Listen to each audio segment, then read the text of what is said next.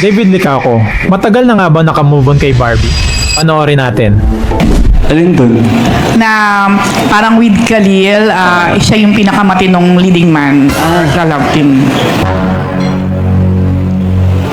I mean, if that's your opinion, Why not? then... Diba? It's okay. Yeah.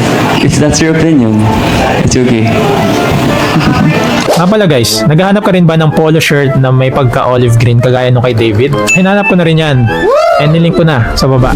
So, sayang naman eh. Ayun nakita nyo naman yung pag-shrug ng shoulders ni David. And based dito sa press conference and contract signing, tila parang unbothered o parang sobrang nonchalant ng pagkakasagot ni David. Para bang matagal na siyang nakamove on. And si Barbie na lang yung affected. That's why nagpaparinig pa siya.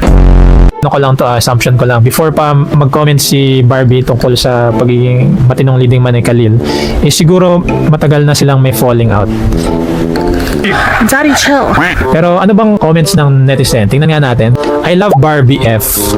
Pero sobrang off ng statement niya. It's better to keep it silent. Kung ayaw mo sa mga leading man mo, sabihin nating prangka ka pero ilagay mo sa lugar. Kaloka ka naman. Ako, agree ako doon, no? You don't have to burn those bridges, especially if may pinagsamahan kayo. In the future, they might work again, together. Yung comment kasi ni Barbie na yun is medyo off. Kasi baka pinakat masyado ni Barbie yung bridge. And maybe hindi na sila mag-work together sa future. So, ano ko lang naman, piece of advice. Ito, sabi naman dito. Hindi pa rin appropriate statement ni Barbie. David handled this so maturely and professionally. Yeah, I agree, no? Kung let's say i-take kasi ni David yung other route na magi siyang butthurt or bumawi siya, no? It will only add fuel to the fire and it will create unnecessary drama.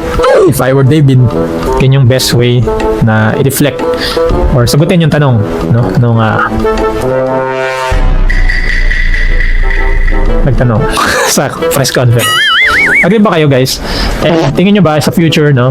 Magiging awkward yung barda? Comment nyo sa baba. Hi Modern Pinoy fans! If na-enjoy mo itong video and you want to watch more, click here. And kung gusto mo namang lagi kang updated sa latest happenings sa internet, make sure to leave a like and subscribe sa baba.